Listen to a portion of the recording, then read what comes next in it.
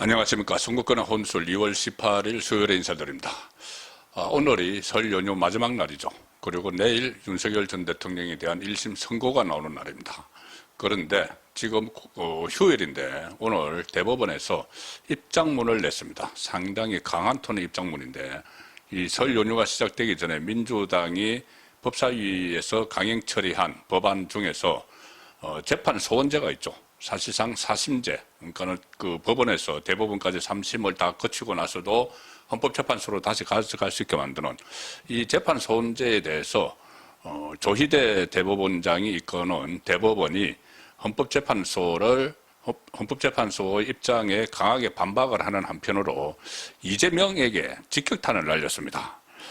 이재명이 공직선거법 파기 환송 후에 재판 소원이 본격화됐다. 그러니까 어떤 정치적 목적에 의해서 이 재판 소원이 그 법안을 처리하려고 하는 것 아니냐. 이제 연휴가 끝나면은 이것을 본회의에서 처리를 하려고 하니까 그 전에 세기를 박는 그리고 반대 입장을 분명히 하는 그 내용인데 특히 이재명을 구하기 위한, 이재명 살리기 위한 법안 아니냐는 취지의 이 말을, 그 입장문을 대법원이 직접 이렇게 냈다는 것은 상당히 이례적입니다. 자, 그만큼 여기에 대해서 전체 법관들의 반대 의견이 높은 데다가 또 이게 국민에게 큰 피해를 갈 수 있다. 이재명 구하기 위해서 맞춤형으로 이런 법안을 통과시키려고 하는데, 그게 국민에게 결과적으로 엄청난 피해를 줄 수 있다는 것을 강조하기 위한 그런 이 입장문이 나왔는데, 조희대 대법원의 입장문이 특히 아직은 연휴죠. 오늘까지 그 휴일이죠.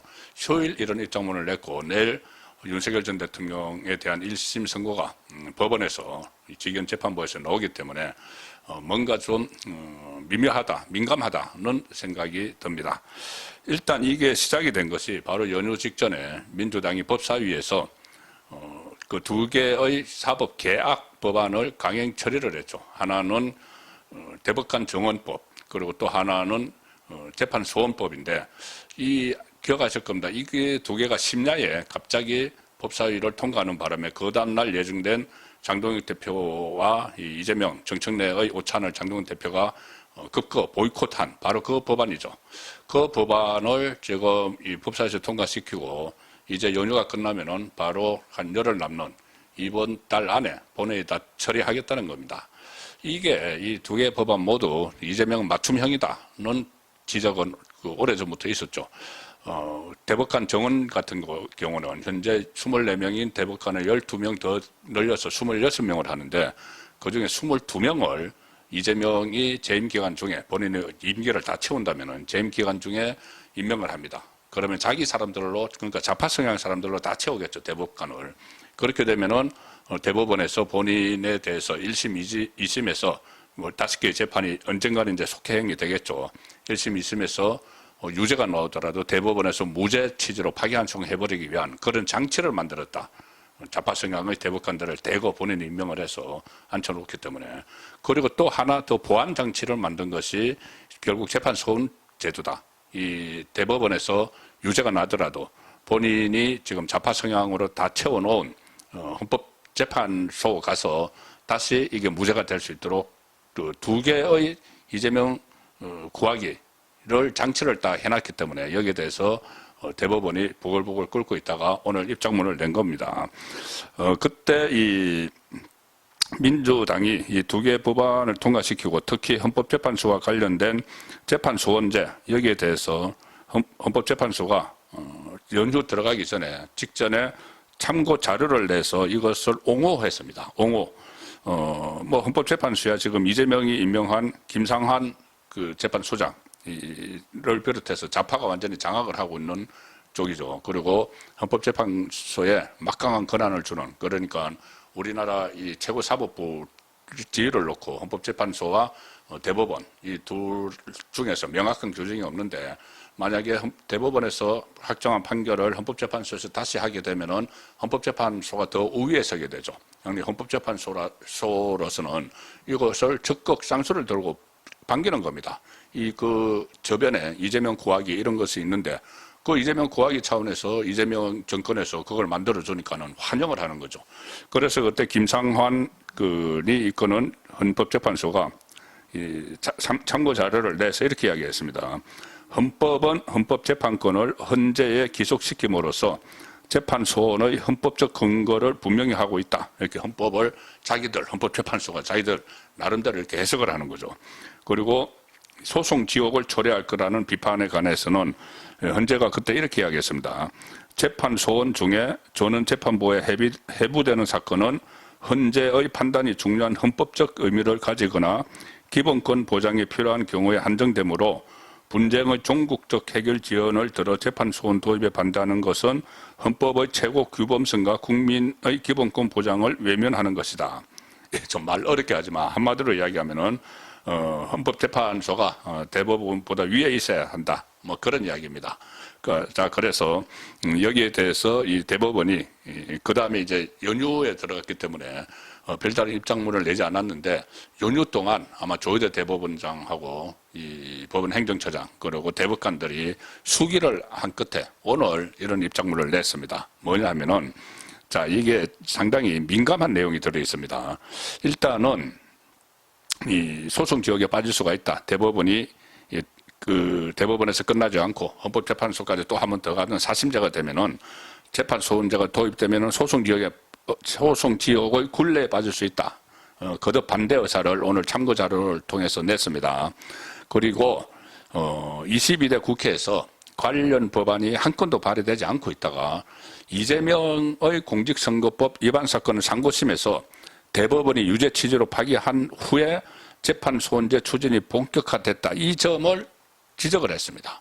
결과적으로 이렇게 이야기하는 것은 이재명을 위한 맞춤형 법안을 통과시키는 것 아니냐. 헌재하고 일종의 짰다고 할까. 헌재하고 같이 서로의 이익을 위해서 이재명의 재판 위기에서 벗어나는 이 이익 그리고 그날이 막강해지는 헌재의 이익이 이제 부합돼서 이것을 추진한 것 아니냐는 이야기입니다. 좀 점잖게 표현을 했지만은 대법원에서 지금까지 나온 입장문 치고는 굉장히 이 속에 들어있는 내용이 어떤 비수가 좀 들어있는 그런 입장문입니다. 일단 재판 소원조에 대해서 이 불합리성, 국민에게 도움이 안 된다는 그 점을 먼저 이야기합니다. 고비용 저효율의 희망 고문에 불과하다. 이 재판 소원제는 대법원은 또 이렇게 이야기합니다. 정치적 사건이나 국민적 논란이 된 사건이 아니라면은 그러니까 지금 같은 이 정치적 사건, 이재명 사건이나 이런 것이 아니라면은 일반 국민에게 재판 소원은 사실상 희망 고문에 가깝다. 소송의 장기화, 확정된 재판도 취소될 수 있다는 법적 불확실성으로 인해서 거래 비용이 증가할 것이다. 그러니까 재판에 드는 비용이 더 증가를 하고 희망 고문을 할 수 있다는 내용입니다.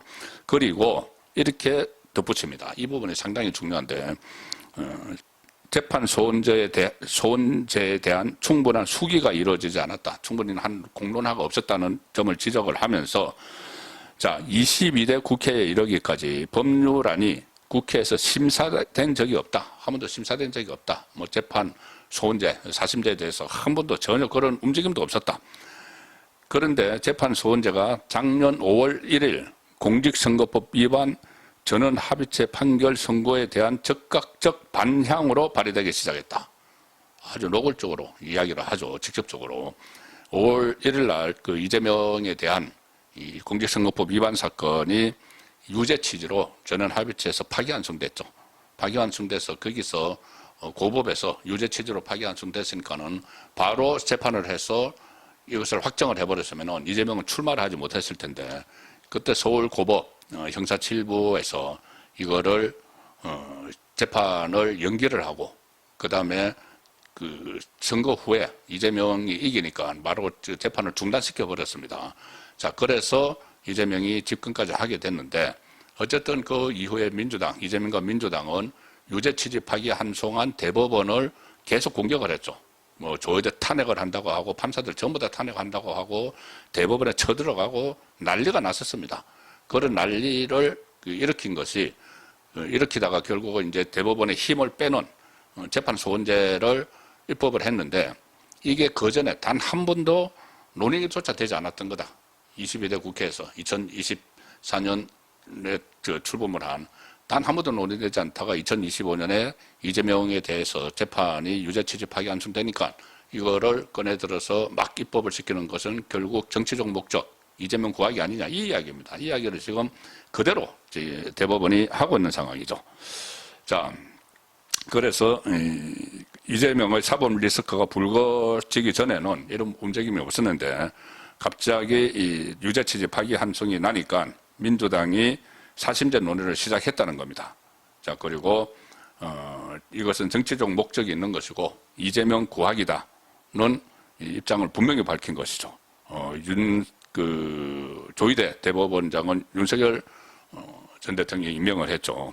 그리고 이례적인 입장문을 내일 윤석열 전 대통령에 대한 1심 선고를 앞둔 시점에 낸 것도 상당히 묘한데 특히 이재명의 직격탄을 날리는 그런 내용이 들어있어서 자, 이것이 과연 대법원발 저항, 대대적인 저항이 좀 시작되는가, 그리고 내일 선고에 혹시 어떤 영향을 미칠 수도 있는가를 지금 예의주시하는 분위기입니다. 물론 내일 재판 선고문 다 결정은 돼 있겠죠. 내일 선고를 하니까. 그런데 그 선고 직전에 이재명을 직격을 하는 대법원의 입장, 조희대 대법원장이 이끄는 대법원의 입장이 나왔다는 데서 상당히 예의주시를 할 필요가 있습니다. 그리고 대법원은 이런 이야기까지 했습니다. 헌재는 태생적으로 제도적으로 정치적인 재판기관이다. 정치적인 재판기관이다. 그냥 딱 법에 의해서 하는 것이 아니고 그 탄핵도 보면은 그렇죠. 탄핵이 법원의 판결에 나오기도 전에 윤석열 전 대통령에 대한 계엄의 내란이냐 아니냐 이런 판결이 나오기도 전에 그냥 정치적으로 결정을 해버리는 거죠. 그래서 그 이야기를 대법원이 하는 겁니다. 헌재는 태생적으로 제도적으로 정치적인 재판기관이다. 헌법재판소가 재판 소원을 통해서 특정 재판의 결론에 직접 관여를 하면은 이 재판이 정치적 영향력에서 자유롭지 못할 수 있다. 이렇게 우려를 표명을 했습니다. 직접적으로 이 정치재판에서 나중에 이재명 그냥 풀어주기 위한 그런 장치 아니냐는 말을 직접 하지는 못하지만 이 말 속에 그 내용이 들어있는 겁니다. 한마디로 하면은 헌재가 이재명 무죄의 도구로 쓰이는 그런 역할을 할 것이다. 이런 지적을 한 겁니다. 자, 상당히 좀 의미심장한데 윤석열 전 대통령 선거 D-1일에 조희대 대법원장이 그 법원의 총괄 수장인 조희대 대법원장이 이재명에 대해서 뼈 때리는 발언을 했다. 뭔가 좀 심상치 않다. 예사롭지 않다는 생각이 듭니다. 예, 오늘 저녁 8시 라이브 선거권은 정치 수호 시간에 다시 뵙도록 하겠습니다. 감사합니다.